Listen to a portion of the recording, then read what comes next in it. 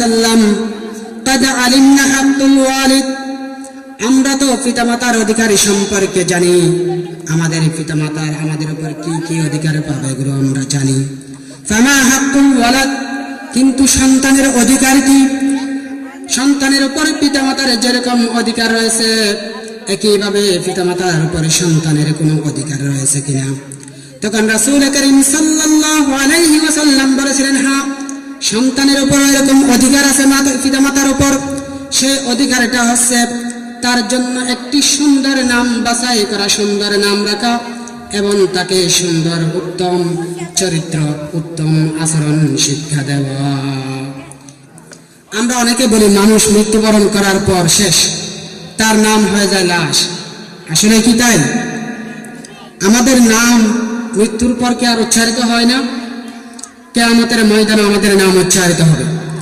রাসূল করিম সাল্লাল্লাহু আলাইহি ওয়াসাল্লাম ইরশাদ করেছেন ইন্নাকুম তুদউনা ইয়াওমাল কিয়ামাতি বিআসমাইকুম ওয়া আসমাই আবাইকুম কিয়ামতের দিন তোমাদের প্রত্যেককে তোমাদের নাম এবং তোমাদের বাবার নাম ধরে ধরে ডাকা হবে ফাআহসিনু আসমাআকুম অতএব তোমরা তোমাদের নাম সমূহকে সুন্দর করে রাখো নাহমাদুহু ওয়া নুসাল্লি আলা রাসূলিহিল কারীম আম্মা বা'দ ফাআউযু বিল্লাহি মিনাশ শাইতানির রাজীম বিসমিল্লাহির রাহমানির রাহিম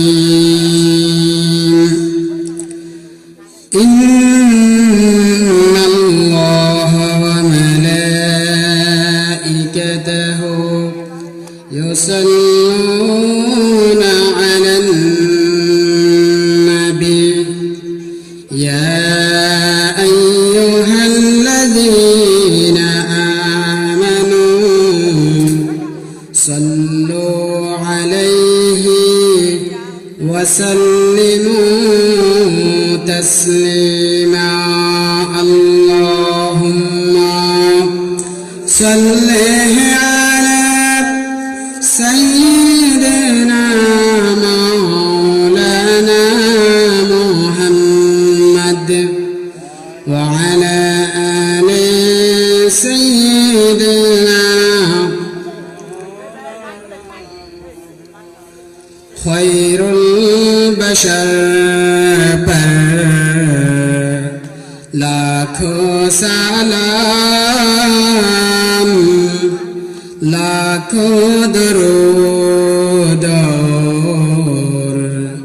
लाखों सलाम अल्लाहुम्मा सल्ली अला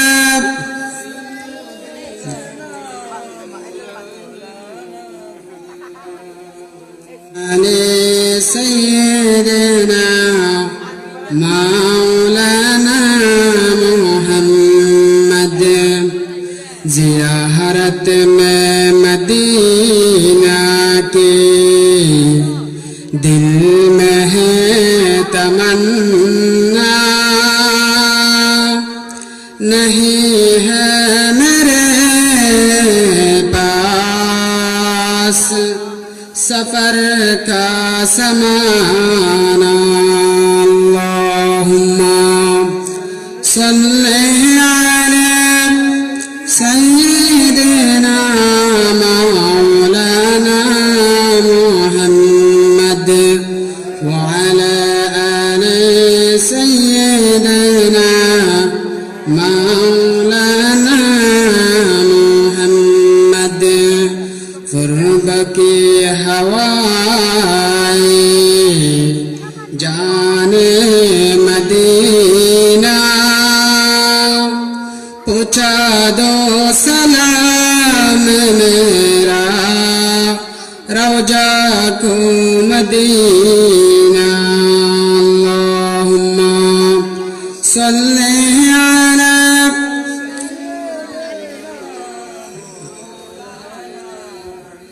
وعلى آل سيدنا مولانا محمد আলহামদুলিল্লাহ,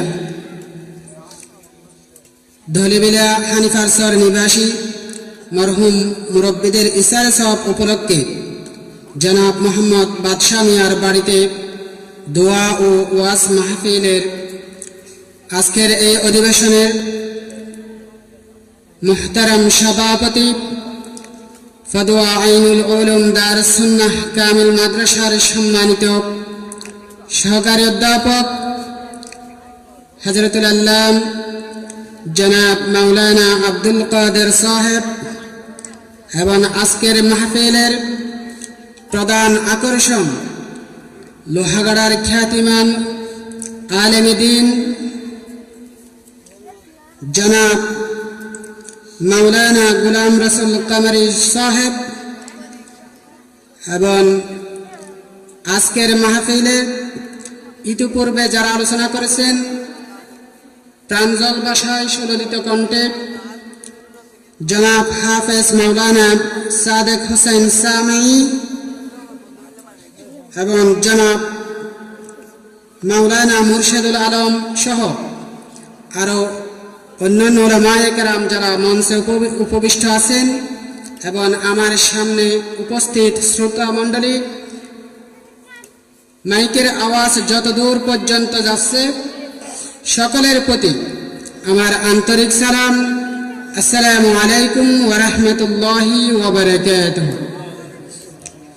সর্বপ্রথম শুকরিয়া আদায় করছি সে মহান রাব্বুল ইজ্জত ওয়াল জালালের দরবারে, যিনি আজকের দিনে আমাদেরকে এই মাহফিলে এসে কিছু কথা বলা ও শোনার তৌফিক দান করেছেন। সবাই বলে আলহামদুলিল্লাহ। অসংখ্য অগণিত দরুদ ও সালাম বর্ষিত হোক মানবতার মুক্তির দূত মদিনার তাজদার দো জাহানের কান্ডারি হযরত মুহাম্মদ মুস্তাফা সাল্লাল্লাহু আলাইহি ওয়াসাল্লামের প্রতি। সেই সাথে সালাম বর্ষিত হোক সেই সমস্ত সাহাবায়ে কেরামদের প্রতি যাদের অক্লান্ত পরিশ্রম ও আত্মত্যাগের মধ্য দিয়ে 1450 বছর পূর্বে আরবের হেরা পর্বতের গুহায় দ্বীন-এ ইসলামের বিচ্ছুরিত আলো আজকে ছড়িয়ে পড়েছে দিক থেকে দিগান্তরে, যুগ থেকে যুগান্তরে। সম্মানিত উপস্থিতি, আমি আপনাদের এলাকারই সন্তান, আমার থেকে নতুন করে শোনার কিছু নাই। আমাকে মাহফিল পরিচালনা কমিটি জনাব মাওলানা শাহাদাত হোসেন মামুন সাহেব শ্রদ্ধেয় বড় ভাই একটি বিষয় নির্ধারিত করে দিয়েছেন। আমি যে কোনো প্রোগ্রামে কথা বলতে গেলে শুরুতে আমি আমার অবস্থানটা পরিষ্কার করে দিই যে কাউকে ওয়াজ কিংবা নসিহা করার মতো ইলমি যোগ্যতা এবং আমলি পূর্ণতা আমার মধ্যে নাই। তারপরও যেহেতু আল্লাহ পাক রব্বুল আলামিন মাঝে মধ্যে কিছু কথা বলার তৌফিক দান করেন, আমি চেষ্টা করি নির্ধারিত বিষয়ের উপর কিছু কথা বলার জন্য। সম্মানিত উপস্থিতি, আমার বিষয়টা হচ্ছে সন্তানের অধিকার। আমরা আলেমদের থেকে বিভিন্ন ওয়াজ মাহফিলে মা বাবার ফজিলত, মা বাবার কি অধিকার রয়েছে সব বিষয়ে জানি, কিন্তু সন্তানের কি অধিকার রয়েছে মা বাবার উপর এই বিষয়ে আলোচনা খুব কমই হয়। আমি সংক্ষেপে খুব অল্প সময় আপনাদের সামনে বিষয়ে কিছু কথা বলার চেষ্টা করব, যদি আল্লাহ পাক রব্বুল আলামিন আমাকে তৌফিক দান করেন। সম্মানিত উপস্থিতি, মানুষ বাড়িতে যে সন্তান সন্ততি হয় এটা কারো কৃতিত্ব নয়, এটা হচ্ছে একান্তই আল্লাহ তাআলার দয়া। আল্লাহ পাক রব্বুল আলামিন যদি দয়া করে মায়া করে কাউকে সন্তান না দেন, দুনিয়ার কারো সাধ্য নাই যে তার একটি সন্তান হবে। এই সন্তান সন্ততি হচ্ছে আল্লাহ পাকের একটি বড় নিয়ামত। আল্লাহ পাক রব্বুল আলামিন পবিত্র কোরআনে কারীমের মধ্যে ইরশাদ করেছেন, লিল্লাহি মুলকুস সামাওয়াতি ওয়াল আরদ, আসমান এবং জমিনের পুরো রাজত্ব হচ্ছে আল্লাহ পাক রব্বুল আলামিনের। ইয়াহলুকু মা ইয়াশাউ, তিনি যা ইচ্ছা তাই সৃষ্টি করেন। ইয়াহাবু লিমান ইয়াশাউ ইনাসান, যাকে ইচ্ছা তাকে কন্যা সন্তান দান করেন। ওয়া ইয়াহাবু লিমান ইয়াশাউ যুকুর, আর যাকে ইচ্ছা তাকে ছেলে সন্তান দান করেন। আও ইউজাউযুহুম যুকরানান ওয়া ইনাসান, অথবা কাউকে কাউকে পুত্র এবং কন্যা দুটাই দান করেন। ওয়া ইয়াজআলু মান ইয়াশাউ আকিমা, এবং তিনি যাদেরকে ইচ্ছে করেন তাদেরকে কোনো ছেলে সন্তানও দেন না এবং মেয়ে সন্তানও দেন না, তা অর্থাৎ তাদেরকে বন্দা রাখেন। ইন্নাহু আলিমুন কাদির, নিশ্চয় আল্লাহ পাক রব্বুল আলামিন হচ্ছেন সর্বজ্ঞাত, তিনি সব কিছু জানেন এবং সর্বশক্তিমান। সম্মানিত হাজিরিন, এই আয়াত থেকে বোঝা যায় সন্তান সন্ততি হচ্ছে আল্লাহ পাকের নিয়ামত। এই নিয়ামত আল্লাহ যাকে ইচ্ছা তাকে দেন, আর যাকে ইচ্ছা বন্দা রাখেন, তাদেরকে কোনো সন্তান সন্ততি দেন না। পৃথিবীতে যত সন্তান জন্মগ্রহণ করে, যত শিশু মানব সন্তান জন্মগ্রহণ করে, প্রত্যেকেই ইসলামী ফিতরতের উপর জন্মগ্রহণ করে। এরপরে তাদেরকে তাদের বাবা মারা গাইডলাইন যেদিকে দেয় সেদিকে তারা চলে যায়। বাবা মা তাদেরকে যেভাবে বড় করে তোলে সেভাবেই তারা বড় হয়ে ওঠে। রাসূল করিম সাল্লাল্লাহু আলাইহি ওয়াসাল্লাম বলেছেন, মা মিন মাউলুদিন ইল্লা ইউলাদু আলাল ফিতরাত, পৃথিবীতে এমন কোন সন্তান জন্মগ্রহণ করেন না যেই সন্তান ইসলামী ফিতরতের উপরে জন্মগ্রহণ করে না। ফাআবাওয়াহু ইউহাউদানিহি, কিন্তু এরপরে তার পিতামাতা তাকে হয়তো ইহুদি বানায়, আও ইউনাসসিরানিহি, অথবা তাকে নাসারা বানায়, আও ইউমাজ্জিসানিহি, অথবা তাকে অগ্নি পূজক মূর্তি পূজক বানায়। সম্মানিত হাজিরিন, এই হাদিসের দিকে লক্ষ্য করুন। আল্লাহ পাক রব্বুল আলামিন রাসূল করিম সাল্লাল্লাহু আলাইহি ওয়াসাল্লাম বলতেছেন, একজন সন্তান জন্মগ্রহণ করার পর সেই সন্তান কি ইসলামের পথে যাবে নাকি কোনো ভ্রান্ত পথে যাবে, এটা অনেকাংশে নির্ভর করে তার মা বাবার উপর। মা বাবা তাকে যেদিকে পরিচালিত করবে সেদিকে সে পরিচালিত হবে। সন্তানের পিতামাতার উপর অনেক হক, অনেক অধিকার রয়েছে। সালমান ফারসি রাদিয়াল্লাহু তাআলা আনহু বলেন, ইন্না লিরাব্বিকা আলাইকা হাক্কান, তোমার উপর তোমার রবের অধিকার রয়েছে। ওয়া ইন্না লিনাফসিকা আলাইকা হাক্কান, তোমার উপর তোমার নিজের অধিকার রয়েছে। ওয়া লিআহলিকা আলাইকা হাক্কান, এবং তোমার পরিবার পরিজনের উপরে তোমার উপর অধিকার রয়েছে। অতএব যার যার যে কাছে যে যে অধিকার রয়েছে সেই সব অধিকার তোমরা দিয়ে দাও, সেই অধিকার সমূহ দিয়ে দাও। একজন সন্তান দুনিয়ায় আসার পর পিতামাতার কাছে তার প্রথম অধিকারটা কি? আমি আসলে আজকে শুরু দিয়ে কিছু কথা বলবো না, আমি আপনাদেরকে একটু বোঝানোর চেষ্টা করব, কয়েকটি পয়েন্ট আকারে বলবো। আমার সময় কতক্ষণ আমি জানি না, সময় খুব কম, তারপর চেষ্টা করব পয়েন্ট ভিত্তিক কিছু কথা বলার জন্য। একজন সন্তান দুনিয়াতে আসার পর পিতামাতার উপর তার প্রথম অধিকার হলো তার কানে তাওহীদের বাণী, আল্লাহর একত্ববাদের বাণী পৌঁছে দেওয়া, তার কানে আজান দেওয়া।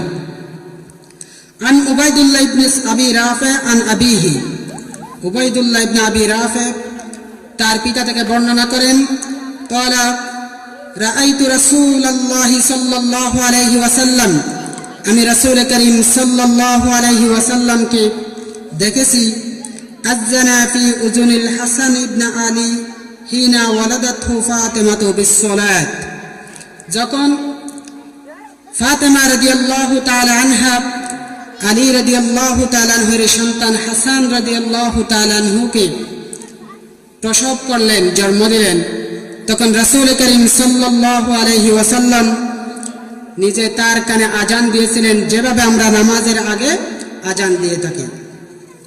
এই হাদিসের ব্যাখ্যায় মোল্লা আলী কারি রাহিমাহুল্লাহ বলেছেন, হাযিহি ইয়াদুল্লু আলা সুন্নাতিল আযানি ফি উযুনিল মাউলুদ, অর্থাৎ একজন নবজাতক সন্তান জন্মগ্রহণ করার পর তার কানে আজান পৌঁছে দেওয়া, এটা হচ্ছে সুন্নাত, রাসূল করিম সাল্লাল্লাহু আলাইহি ওয়াসাল্লামের সুন্নাত।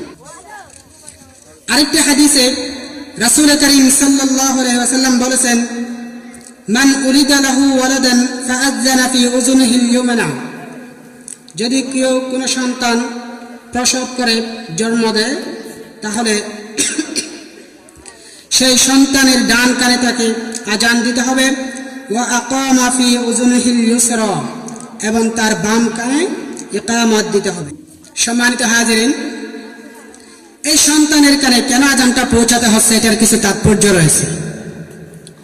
এই ব্যাপারে আশরাফ আলী থানভী রাহিমাহুল্লাহ বলেছেন, সন্তান দুনিয়ায় আসার সাথে সাথে তার কানে তাওহীদের বাণী এবং রিসালাতের বাণী পৌঁছে দেওয়ার জন্য যাতে এটা তার মস্তিষ্কে গেঁথে যায় এবং এই অনুযায়ী সে যাতে ভবিষ্যতে পরিচালিত হতে পারে। এরপরে এটার আরেকটি তাৎপর্য হচ্ছে, আমরা যে আজান দেওয়ার পর পরে কি করি, নামাজ পড়ি। আজানের পর নামাজ আছে। একজন সন্তান দুনিয়াতে আসার পর তাকে আজান দিয়ে এটা বুঝিয়ে দেওয়া হয় যে তুমি যে আজকে দুনিয়ায় আসছো, এই দুনিয়া চিরস্থায়ী না, এটা হচ্ছে ক্ষণস্থায়ী। আজান এবং নামাজের মধ্যবর্তী যে অল্প সময়, এই দুনিয়াটাও হচ্ছে এরকম একটি অল্প সময়। এই অল্প সময় তোমাকে দ্বীনের পথে চলতে হবে, ইখলাসের সাথে ভালো কাজ করে যেতে হবে, এটা বুঝিয়ে দেওয়া। অর্থাৎ তোমার আজান হয়ে গেছে, এখন নামাজটা বাকি আছে, অল্প কিছুক্ষণ পরে তোমার নামাজ হয়ে যাবে। অর্থাৎ এটার দ্বারা বোঝাচ্ছে দুনিয়াটা খুব কম সময়ের জায়গা। আরেকটি তাৎপর্য হচ্ছে, শয়তান আজানের ধ্বনি সহ্য করতে পারে না। যখন আজান দেওয়া হয় তখন শয়তান পালিয়ে যায় অনেক দূরে। কোনো সন্তান যখন দুনিয়ায় আসে, সেই সন্তানকে জন্ম লগ্ন থেকে শয়তান বিভ্রান্ত করার চেষ্টা করে। এই শয়তান যাতে তার উপর প্রভাব বিস্তার করতে না পারে, সেজন্য আজানের ব্যবস্থা করা হয়েছে। আজান দিয়ে এই শয়তানকে ওই নবজাতকের কাছ থেকে দূরে রাখা হয়। সম্মানিত হাজিরিন, একজন সন্তান দুনিয়ায় আসার পর তার দ্বিতীয় একটি অধিকার হচ্ছে তার জন্য একটি সুন্দর নাম রাখা। আমাদের গ্রাম, বিশেষ করে গ্রামে না, সব জায়গায় মা বাবারা অনেক এটা নিয়ে কি বলে, এটাকে অবহেলা করে সন্তানের নাম রাখার বিষয়ে। অথচ একজন সন্তানের নাম রাখাটা যে কি গুরুত্বপূর্ণ, একটা ভালো নাম রাখা, এটা আমরা অনেকে বুঝি না। এমন অনেক সময় হয়, এমন একটি নাম রেখে দিলাম যে নামের কোনো অর্থই মিলে না। এক্ষেত্রে আমাদের উচিত বিজ্ঞ আলেমদের পরামর্শ নিয়ে তাদের পরামর্শক্রমে সন্তানের একটি অর্থবহ নাম সিলেক্ট করা, একটি সুন্দর নাম বাছাই করা। হযরত আব্বাস রাদিয়াল্লাহু তাআলা আনহু বলেন, ইয়া রাসূলুল্লাহ সাল্লাল্লাহু আলাইহি ওয়াসাল্লাম, হে আল্লাহর রাসূল সাল্লাল্লাহু আলাইহি ওয়াসাল্লাম, قد علمنا حق الوالد, আমরা তো পিতামাতার অধিকারী সম্পর্কে জানি। আমাদের পিতামাতার আমাদের উপর কি কি অধিকার পাবে এগুলো আমরা জানি। ফামা হাক্কুল ওয়ালাদ, কিন্তু সন্তানের অধিকার কি? সন্তানের উপর পিতামাতার যেরকম অধিকার রয়েছে, একইভাবে পিতামাতার উপরে সন্তানের কোনো অধিকার রয়েছে কিনা? তখন রাসূল করিম সাল্লাল্লাহু আলাইহি ওয়াসাল্লাম বলেছিলেন, হ্যাঁ, সন্তানের উপর এরকম অধিকার আছে পিতামাতার উপর। সেই অধিকারটা হচ্ছে তার জন্য একটি সুন্দর নাম বাছাই করা, সুন্দর নাম রাখা এবং তাকে সুন্দর উত্তম চরিত্র, উত্তম আচরণ শিক্ষা দেওয়া। এইগুলো হচ্ছে সন্তানের অধিকার পিতামাতার কাছ থেকে পাওয়া। এই নামটা কেন গুরুত্বপূর্ণ? এই নামের উপর ভিত্তি করে অনেক সময় আমাদের মস্তিষ্ক, আমাদের মানসিকতার উপর প্রভাব ফেলে। তার একটি দৃষ্টান্ত আমি হাদিস থেকে দিচ্ছি। একবার সাঈদ ইবনে মুসাইয়িব তিনি হাদিস বর্ণনা করতেছেন, তিনি একবার রাসূল করিম সাল্লাল্লাহু আলাইহি ওয়াসাল্লামের দরবারে বসেছিলেন। আন্না জাদ্দাহু হাজনান, তার দাদার নাম ছিল হাজান। কাদিমা আলান নবী সাল্লাল্লাহু আলাইহি ওয়াসাল্লাম, তিনি রাসূল করিম সাল্লাল্লাহু আলাইহি ওয়াসাল্লামের দরবারে আসলেন। ফাকালা মা ইসমুক, হাজানকে আল্লাহর রাসূল সাল্লাল্লাহু আলাইহি ওয়াসাল্লাম জিজ্ঞেস করতেছে, তোমার নাম কি? তিনি জবাব দিয়েছিলেন, ক্বালা ইসমি হাজান, আমার নাম হচ্ছে হাজান। তখন আল্লাহর রাসূল সাল্লাল্লাহু আলাইহি ওয়াসাল্লাম এটার প্রতি উত্তরে বলেছিলেন, বাল আনতা সাহাল, তোমার নাম হাজান নয়, তোমার নাম হচ্ছে সাহাল। কেন? হাজান শব্দের অর্থ হচ্ছে শক্ত ভূমি, আর সাহাল শব্দের অর্থ হচ্ছে নরম ভূমি। আমরা যখন কোনো চাষবাস করতে যাই তখন আমাদের নরম ভূমির প্রয়োজন হয়, যাতে ওখান থেকে ফল ফসলাদি উৎপন্ন হয়। শক্ত ভূমিতে ফল ফসলাদি তেমন একটা হয় না। এটা বলার পর সাঈদ ইবনে মুসাইয়িবের দাদা তিনি বলতেছেন, মা আনা বিমুগাইয়িরিন ইসমান সাম্মানিহি আবি, আমার বাবা আমার জন্য যে নামটি রেখেছেন আমি এই নামটি পরিবর্তন করতে চাই না, আমি এই নাম পরিবর্তন করব না। এটা বলার পর তার নামটা তিনি হাজানি রেখে দিলেন। সাঈদ ইবনুল মুসাইয়িব বলছেন, এরপর থেকে আমরা দেখেছি ফামা জালাত ফিনাল হুজুনাতু বাদু, এরপর থেকে আমাদের বংশ পরম্পরায় যত মানুষ এসেছে প্রত্যেকের মাথা ছিল খুবই মেজাজি, তারা খুবই রূঢ় আচরণ করত, তার অর্থাৎ শক্ত স্বভাবের মানুষ ছিল। এটা হচ্ছে নামের একটা প্রভাব। ধরেন আমাদের এখানে যদি বলি কারো বাড়িতে যদি কোনো সন্তানের নাম রাখে আফলাহ, সবচেয়ে সফল, সেক্ষেত্রে ওই কেউ যদি গিয়ে ওই সময় ওই সন্তানটা বাড়িতে নাই, এমন সময় যদি কেউ জিজ্ঞেস করে আফলাহ কি সর্বাধিক সফলতা কি আপনার বাড়িতে আছে, সে হয়তো কোনো বাজারে গেছে অথবা স্কুলে গেছে, তখন আপনি বললেন নাই। এখন এটি কেমন কথা হয়ে গেল না, আমার বাড়িতে সফলতা নাই। সফলতা তো প্রত্যেক পরিবারে কিছু না কিছু আছে, একদম সফলতা নাই এমন তো কোনো পরিবার নাই। সুতরাং আমাদেরকে এই জন্যই অর্থবহ নাম রাখতে হবে। এটা হচ্ছে পিতামাতার দায়িত্ব। পিতামাতা দায়িত্ব নিয়ে সন্তানের জন্য একটি সুন্দর অর্থবহ নাম রাখবেন। আমরা অনেকে বলি মানুষ মৃত্যুবরণ করার পর শেষ, তার নাম হয়ে যায় লাশ। আসলে কি তাই? আমাদের নাম মৃত্যুর পর কি আর উচ্চারিত হয় না? কিয়ামতের ময়দানে আমাদের নাম উচ্চারিত হবে। রাসূল করিম সাল্লাল্লাহু আলাইহি ওয়াসাল্লাম ইরশাদ করেছেন, ইন্নাকুম তুদউনা ইয়াওমাল কিয়ামাতি বিআসমাইকুম ওয়া আসমাই আবাইকুম, কিয়ামতের দিন তোমাদের প্রত্যেককে তোমাদের নাম এবং তোমাদের বাবার নাম ধরে ধরে ডাকা হবে। ফাআহসিনু আসমাআকুম, অতএব তোমরা তোমাদের নাম সমূহকে সুন্দর করে রাখো। প্রত্যেক মানুষকে কিয়ামতের দিন তার নাম ধরে ডাকা হবে। এমন হতে পারে হয়তো আলমে বারজাকে যতদিন থাকবেন ততদিন আপনার নাম হয়তো কম উচ্চারিত হবে, কিন্তু আপনার নামটা কিয়ামত পর্যন্ত থাকবে। সম্মানিত হাজিরিন, এই জন্য সন্তান দুনিয়াতে ভূমিষ্ঠ হওয়ার পর তার জন্য একটি সুন্দর নাম বাছাই করে সুন্দর নাম রাখা প্রত্যেক পিতামাতার উপর দায়িত্ব, এবং পিতামাতার উপর এটা সন্তানের অধিকার। সন্তানের আরেকটি অধিকার হচ্ছে আকিকা করা। হাদিস শরীফের মধ্যে বলা হয়েছে, কুল্লু গুলামিন রাহিনাতুন বিআকিকাতিহি তুসবাহু আনহু ইয়াউমাস সাবি, প্রত্যেক সন্তান আকিকার সাথে সম্পর্কিত, তার পক্ষ থেকে পশু জবাহ করা হবে। ছেলের জন্য হলে 2টি ছাগল আর মেয়ের জন্য হলে 1টি ছাগল। এটা হচ্ছে আকিকা, এটাও হচ্ছে পালন করা মা বাবার দায়িত্ব, এটাও মা বাবার উপর সন্তানের অধিকার। সন্তানের অধিকার, মা বাবার উপর আরেকটি অধিকার হচ্ছে মা বাবারা সন্তানদেরকে এমনিতে স্নেহ করে আদর ভালোবাসা দেয়। প্রত্যেক সন্তানকে সমভাবে আদর স্নেহ করা, মায়া মোহাব্বত করা প্রত্যেক শিশুর অধিকার। এটা প্রত্যেক সন্তানের অধিকার মা বাবার উপর।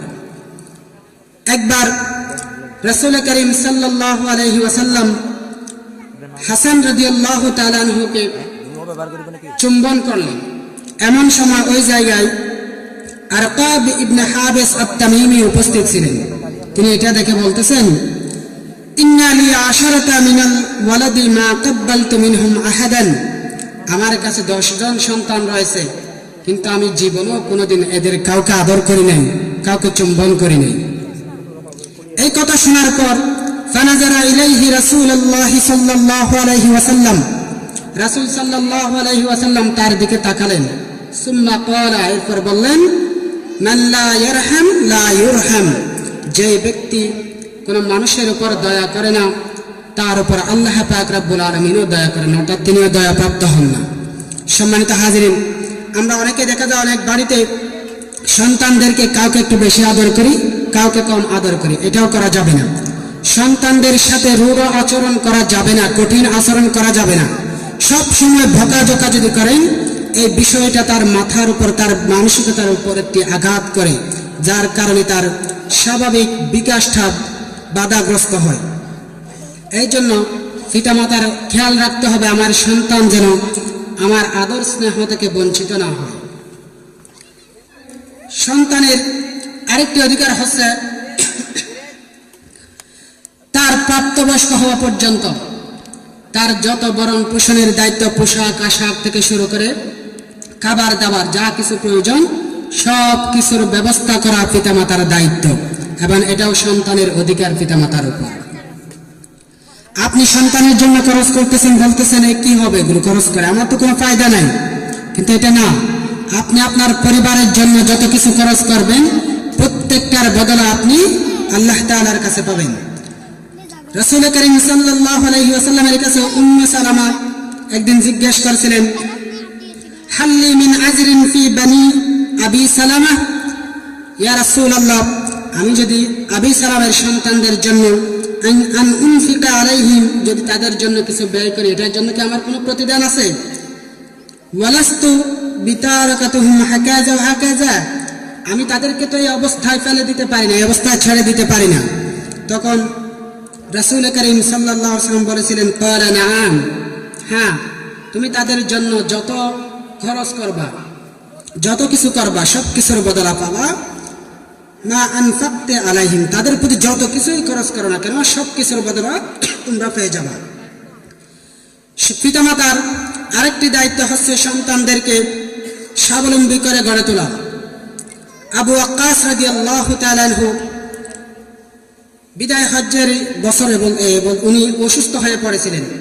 এমন সময় রাসূল করিম সাল্লাল্লাহু আলাইহি ওয়াসাল্লাম তাকে দেখতে গেছেন।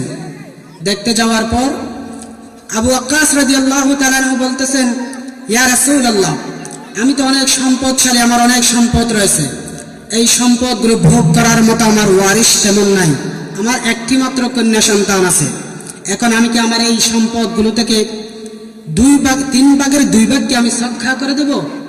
রাসূল করিম সাল্লাল্লাহু আলাইহি ওয়াসাল্লাম বললেন না।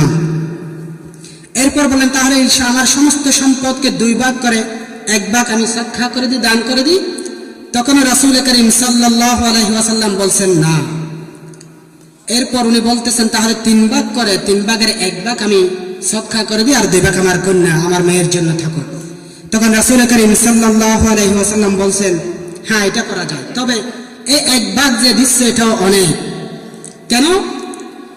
ইন্নাকা আন তাজারা ওয়ারাসাতাকা আগনিয়া খায়রুন, তুমি তোমার সন্তানদেরকে দুনিয়ায় ধনী অবস্থায় রেখে যাওয়াটাই উত্তম।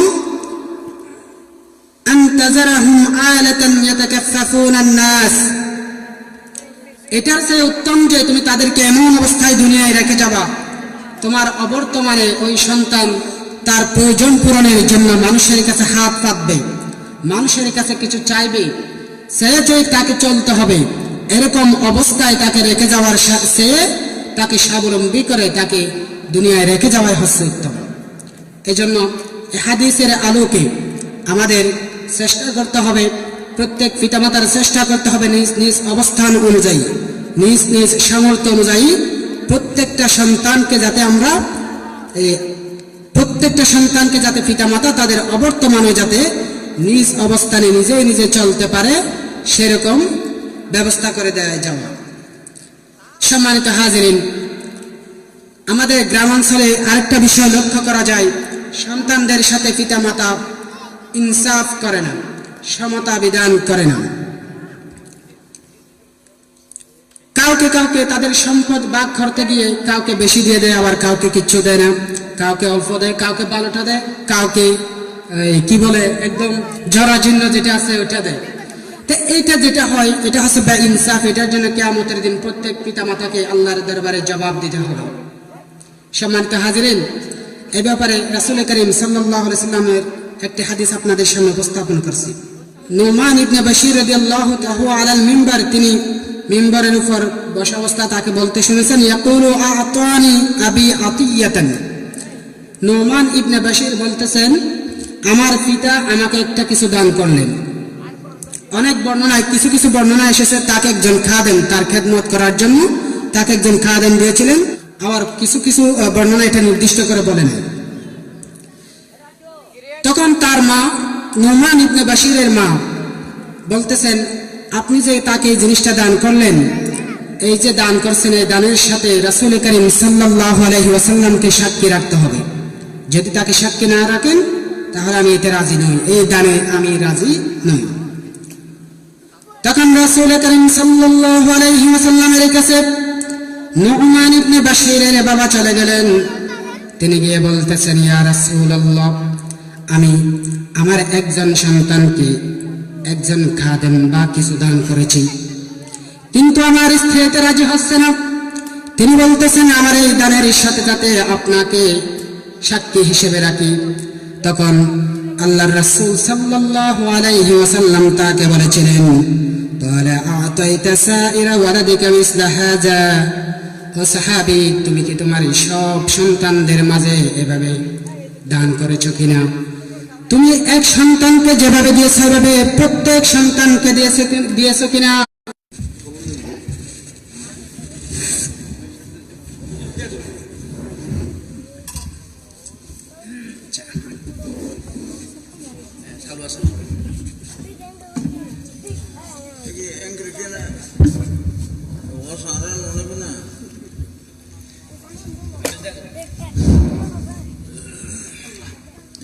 আলহামদুলিল্লাহ, আমাদের মাঝে আজকের মাহফিলের সম্মানিত প্রধান আকর্ষণ এবং